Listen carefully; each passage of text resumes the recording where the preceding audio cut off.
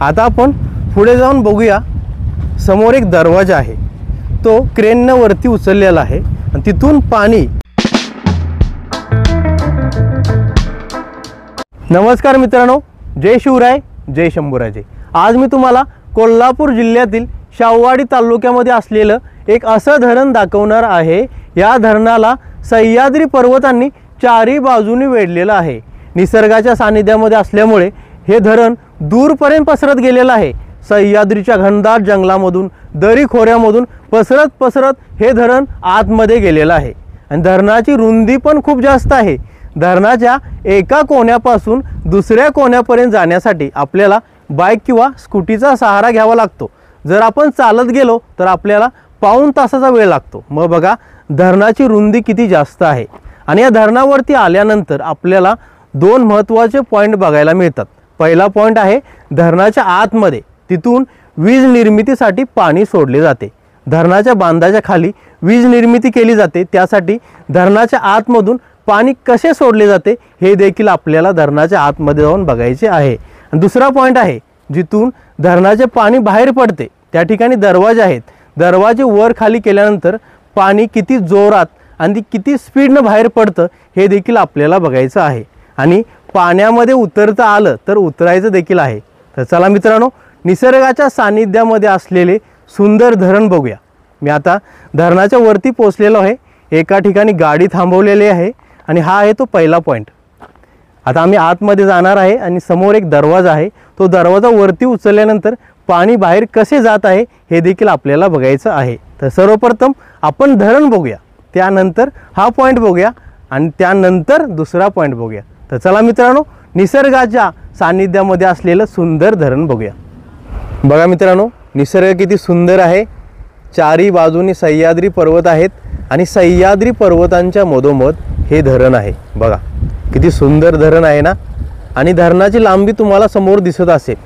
हे धरण खूप दूरपर्यंत पसरलेलं आहे, सह्याद्रीच्या दरी खोऱ्यामधून आणि सह्याद्रीला वेढा घालत हे धरण दूरपर्यंत गेलेलं आहे। बघा समोर किती घनदाट जंगल आहे आणि ह्या दरी खोऱ्यामधून हे धरण दूरपर्यंत पसरलेलं आहे। बघा या धरणाची रुंदी पण खूप जास्त आहे। बघा इथून धरण चालू होते आणि असेच पुढे समोर तुम्हाला एक सह्याद्री पर्वत दिसत असेल, त्या सह्याद्री पर्वताच्या पायथ्यापर्यंत जाते। म्हणजे हा धरणाचा बांध पण खूप मोठा आहे। आणि आकाशामध्ये ढग देखील काळोखे करून आलेले आहेत आणि थोड्या वेळात पाऊस देखील पडणार आहे। अशा या सुंदर निसर्गाच्या सानिध्यामध्ये आज आपण हे धरण बघूया आणि धरणामधील दोन महत्त्वाचे पॉईंट आहेत ते देखील बघूया। मित्रांनो, आता आम्ही धरणाच्या बांधावरून स्कूटीवरून पुढे पुढे निघालेलो आहे। कारण धरणाची रुंदी खूप जास्त असल्यामुळे आपण चालत चालत धरणाच्या दुसऱ्या कोण्यापर्यंत जायला खूप वेळ लागणार, त्यामुळे आम्ही स्कूटीवरून निघालेलो आहे। तुम्ही बघू शकता निसर्गाच्या सानिध्यामधील हे धरण किती सुंदर आणि भव्य आहे।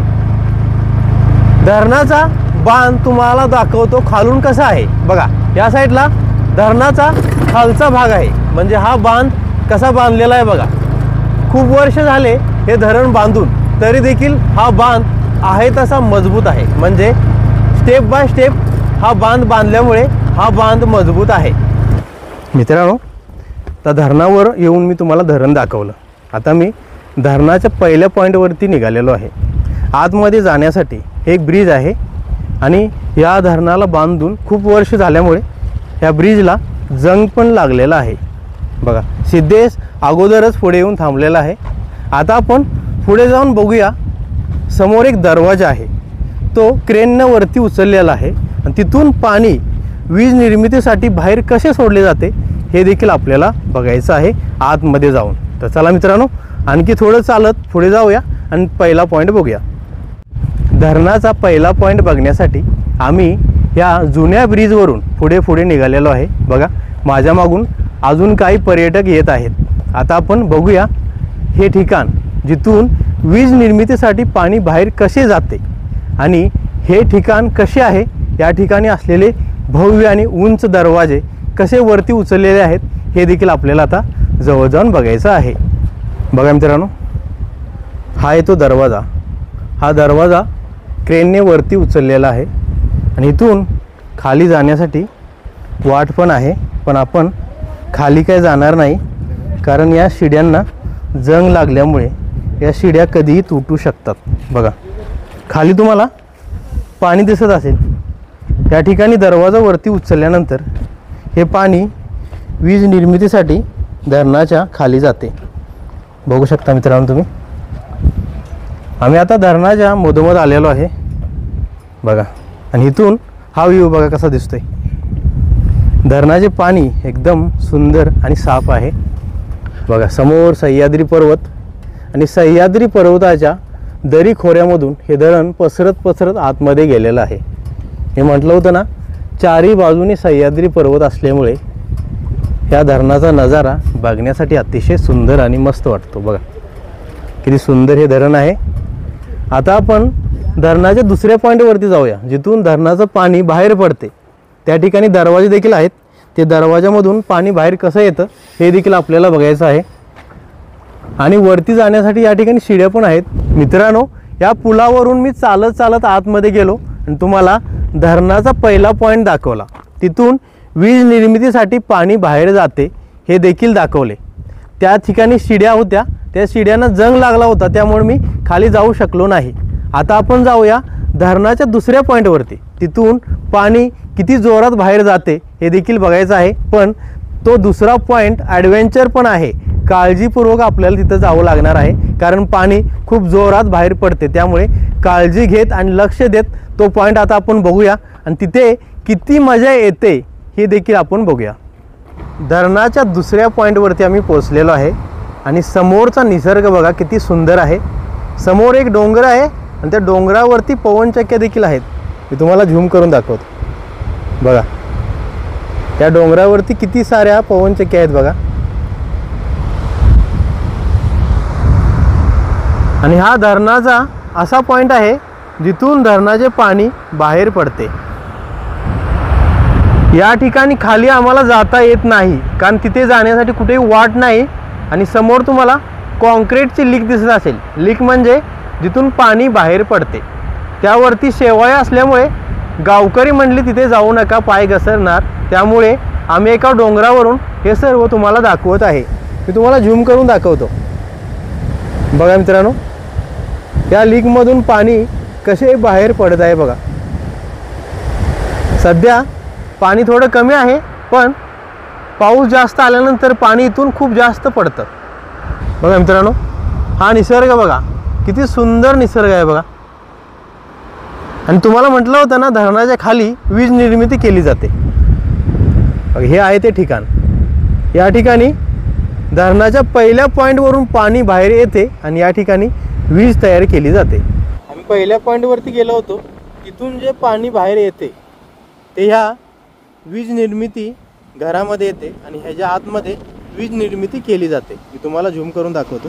बघा, श्री तात्यासाहेब कोरे वारणा सहकारी नवशक्ती निर्माण संस्था लिमिटेड, वारणा नगर, कडवी जलविद्युत प्रकल्प. बघा मित्रांनो, हा पाण्याचा प्रवाह बघा किती जास्त आहे. आणि या घरामधून वीज निर्मिती बनवून या ठिकाणी येते आणि इथून अशी सप्लाय होत पुढे जाते. बघितलं मित्रांनो, निसर्गाच्या सानिध्यामध्ये असलेले हे धरण खूप कामासाठी उपयोगी येते.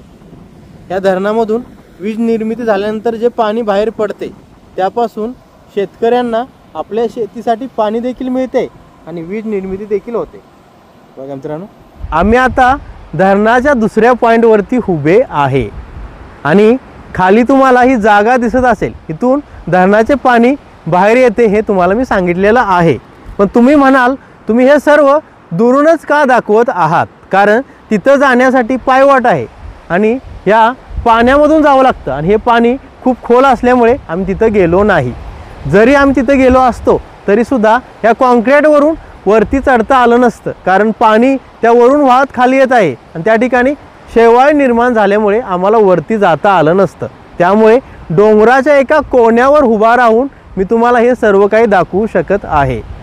आज मी तुम्हाला कोल्हापूर जिल्ह्यातील शाहूवाडी तालुक्यामध्ये परळे गाव आहे, या गावातील हे धरण दाखवत आहे. तर आजचा व्हिडिओ तुम्हाला कसा वाटला मला कमेंट करून नक्की सांगा आणि असेच नवनवीन मराठी व्हिडिओ बघण्यासाठी चॅनलला सबस्क्राईब करा, शेअर करा, लाईक करा आणि बेल आयकन दाबून नोटिफिकेशन ऑन करा. पुन्हा भेटूया अशाच नवीन मराठी व्हिडिओसोबत. धन्यवाद. जय शिवराय, जय शंभूराजे. नमः पार्वती पते, हर हर महादेव.